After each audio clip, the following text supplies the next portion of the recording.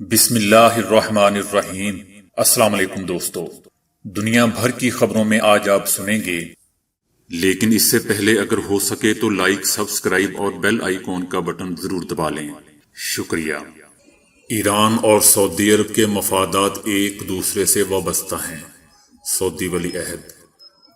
امریکہ کا اپنے سفارتکاروں کو کابل چھوڑنے کا حکم۔ سانسوں کی ڈور بحال رکھنے کے لیے خیمے۔ بھارت میں زلزلے کے شدید جھٹکے۔ جوہری مذاکرات سے پہلے ایران امریکہ میں قید اپنے شہریوں کی رہائی کا خواہشمند۔ چتا دینے کے لیے پارکوں میں شمشان گھاٹ بنائے جانے لگے۔ چھوٹا سا طبقہ ملک کے وسائل پر قبضہ کر کے بیٹھا ہے۔ وزیر اعظم عمران خان۔ وزیر اعظم ہاؤس میں ایک تخریب کار بیٹھا ہے۔ مریم نواز۔ نیند کی کمی آپ کے دماغ کو ختم کر سکتی ہے، ایک تحقیق۔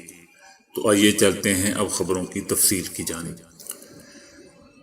سعودی ولی عہد شہزادہ محمد بن سلمان نے کہا ہے کہ ایران ایک ہمسایہ ملک ہے اور ہم سب ایران کے ساتھ اچھے اور خصوصی تعلقات کے خواہشمند ہیں۔ ولی عہد محمد بن سلمان کا کہنا تھا کہ ایران کا طرز عمل منفی ہے، لیکن ہم اب بھی اسے پڑوسی ملک کی حیثیت سے دیکھتے ہیں اور اچھے تعلقات استوار کرنے کے خواہشمند ہیں۔ تاہم ایران اپنے متنازع پروگرام اور دوسرے ممالک میں باغیوں کی مدد کرنے کے تعلقات کو آگے بڑھانے میں رکاوٹ ہے۔ سعودی ولی عہد نے ایران کے ساتھ اچھے تعلقات قائم ہونے کی امید ظاہر کرتے ہوئے کہا کہ ایران کے ساتھ تعلقات خراب کرنا نہیں چاہتے، بلکہ ہماری خواہش ہے کہ ایران ترقی کرے۔ ہمارے مفادات ایران سے اور ایران کے سعودی عرب سے وابستہ ہیں۔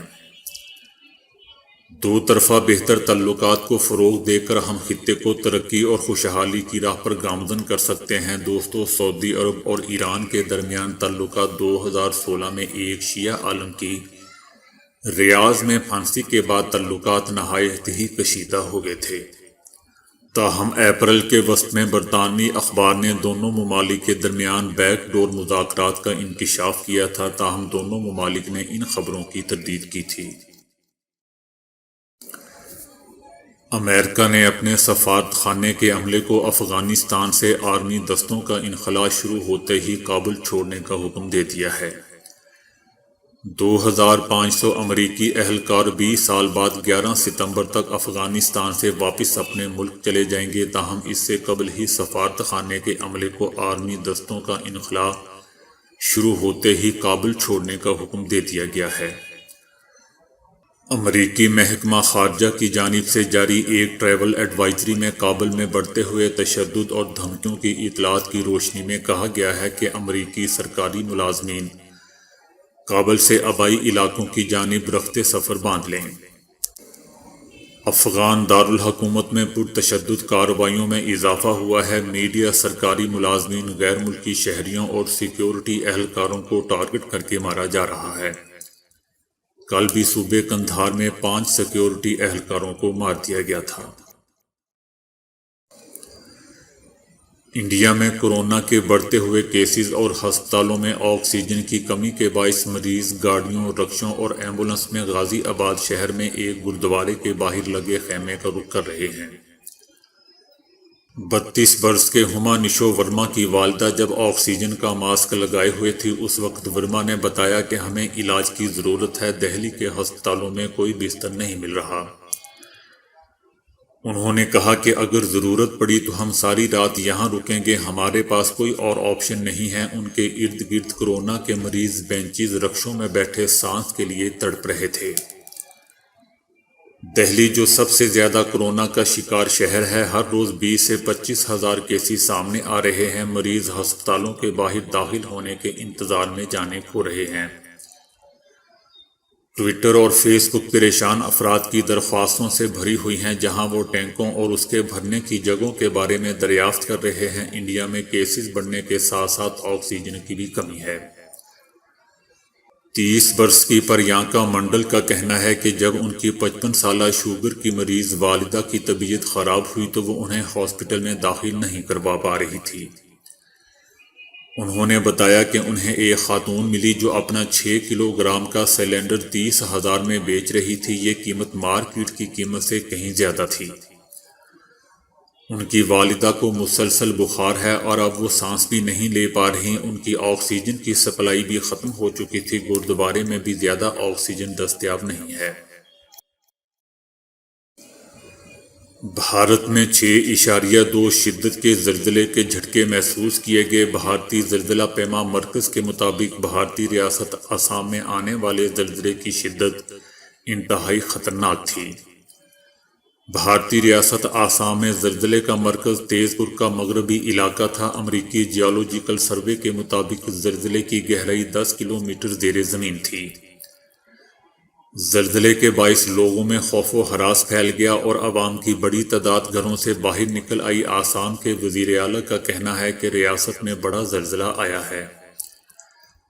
تمام لوگوں کے لیے دعا گو ہوں اور تمام افراد سے اپیل ہے کہ الرٹ رہیں۔ ابتدائی معلومات کے مطابق زلزلے کے باعث کئی عمارتوں کو نقصان پہنچا ہے۔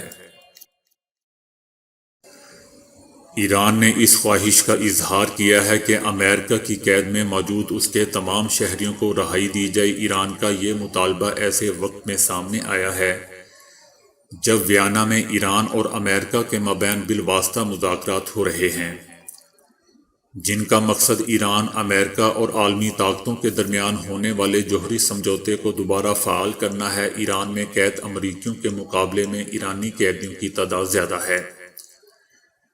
ایران کئی مرتبہ اپنے قیدیوں کی رہائی کے عوض امریکی قیدیوں کی رہائی کی پیشکش کر چکا ہے۔ ایران چاہتا ہے کہ ویانا میں جاری مذاکرات کے ایک جز کے طور پر قیدیوں کا تبادلہ کیا جائے، جبکہ امریکہ باقاعدگی کے ساتھ ایرانی قید میں بند امریکی شہریوں کی رہائی کا مطالبہ کرتا آ رہا ہے، جن میں سیامک اور باقر نمازی کے نام بھی شامل ہیں، جنہیں 10 برس کی سزا سنائی گئی ہے۔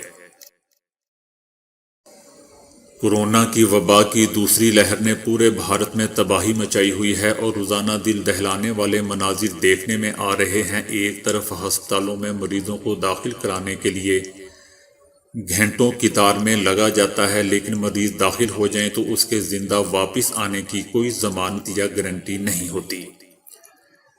بھارت میں کورونا کے نئے کیسز کے ساتھ ساتھ اموات کی تعداد میں بھی روز بروز اضافہ ہو رہا ہے، جس کے باعث دارالحکومت دہلی کے شمشان گھاٹوں میں باڈیز کے ڈھیر لگے ہوئے ہیں۔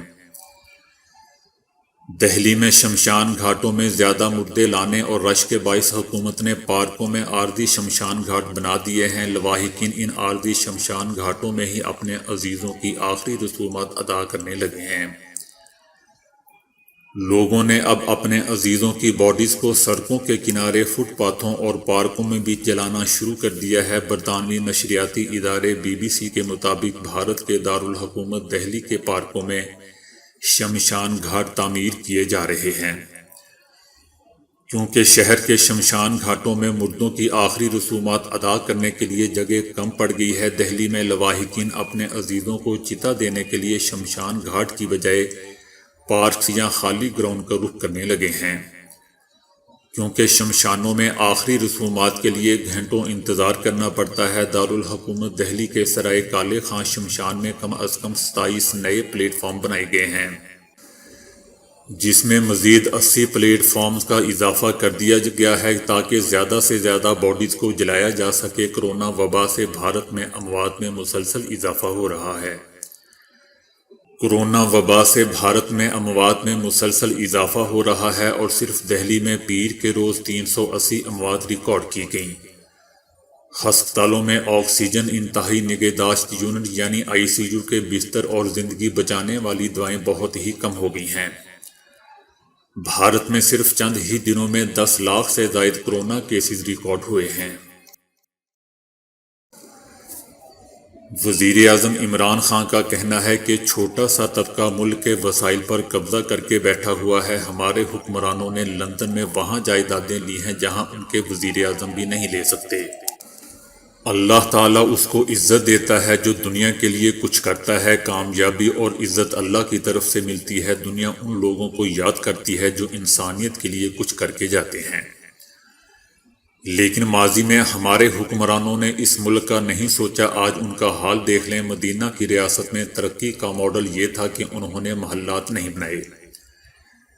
پاکستان اس وقت ترقی کرے گا جب نچلا طبقہ اوپر آئے گا۔ تمام صوبوں کو ہیلتھ انشورنس دے رہے ہیں۔ ہیلتھ کارڈ کے ذریعے کسی بھی ہاسپٹل سے علاج کروایا جا سکے گا۔ کسانوں کو کسان کارڈ کے ذریعے سبسڈی دی جا رہی ہے۔ مریم نواز کا کہنا ہے کہ وزیراعظم ہاؤس میں ایک تخریب کار بیٹھا ہوا ہے جو اداروں کو ملوث کر کے ڈرا دھمکا کر اپوزیشن کو قید کرنے کا کہتا ہے۔ مافیاز کے گینگز نے کبھی ایسی حرکتیں نہیں کی جو وزیراعظم ہاؤس سے کی جا رہی ہیں۔ تاریخ میں کبھی وزیراعظم آفس کے اندر گھناؤنے جرائم کا ارتکاب نہیں ہوا۔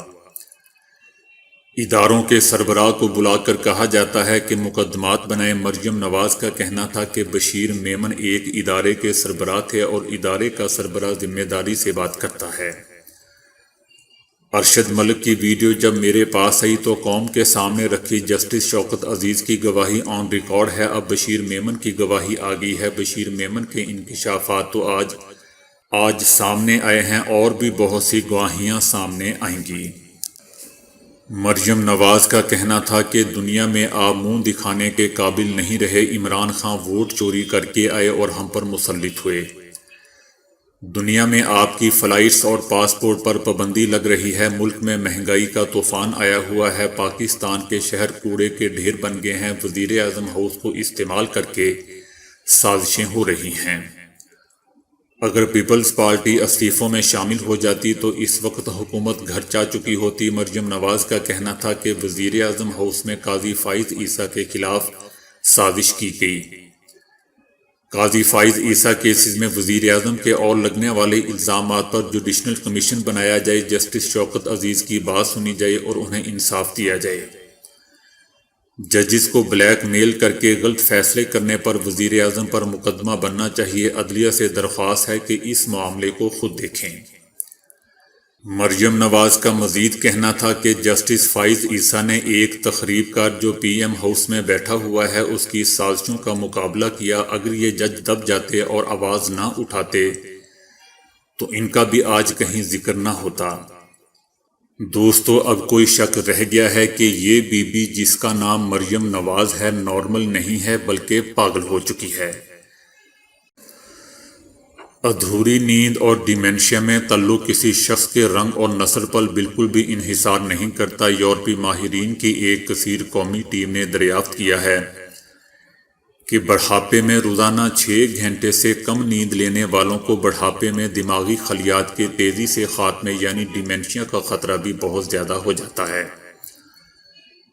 اب تک کم نیند کا شریانوں، دل اور دماغ کی مختلف بیماریوں سے واضح تعلق سامنے آ چکا ہے۔ 35 سال سے جاری رہنے والی مذکورہ تحقیق 1985 میں شروع کی گئی تھی، جس میں برطانیہ، ہالینڈ، فرانس اور فن لینڈ کے ماہرین شریک ہیں۔ اس تحقیق میں 35 سے 55 سال کے تقریباً 10,000 رضاکار بھرتی کیے گئے تھے۔ اسٹڈی کے اختتام پر معلوم ہوا کہ جو لوگ بڑھاپے میں خراب اور ادھوری نیند کا مسلسل شکار رہتے ہیں ان کی بڑی تعداد بڑھاپا شروع ہونے پر ہی ڈیمینشیا میں مبتلا ہو جاتی ہے۔ Online research journal Nature Communications کے تازہ شمارے میں شائع ہونے والی رپورٹ کے مطابق روزانہ 6 گھنٹے سے کم نیند لینے والے افراد میں دماغ تیزی سے ختم ہونے یعنی ڈیمینشیا کا خطرہ زیادہ نمایاں ہو جاتا ہے، یعنی معمول کی نیند لینے والوں کے مقابلے میں 30% زیادہ۔ واضح رہے دوستوں کہ ڈیمینشیا کوئی ایک بیماری نہیں بلکہ دماغی خلیوں کے تیزی سے مرنے کے نتیجے میں پیدا ہونے والی مختلف دماغی اور نفسیاتی بیماریوں کا مجموعہ ہے۔ اس نوعیت کی بیماریاں بہت آہستگی اور خاموشی سے اپنی پیش رفت جاری رکھتی ہیں۔ ان کے اثرات نمایاں ہونے میں بعض مرتبہ 10 سے 15 سال تک لگ جاتے ہیں۔ البتہ ان اثرات کے ظاہر ہو جانے کے بعد اکثر مریض کے پاس زیادہ وقت نہیں بچتا اور وہ چند سال بعد ہی موت کے منہ میں چلا جاتا ہے۔ اس لیے دوستو نیند پر کوئی کمپرومائز مت کریں۔ تو دوستو آج کے لیے اتنا ہی۔ ویڈیو کو لائک اور شیئر کرنے کا بہت بہت شکریہ۔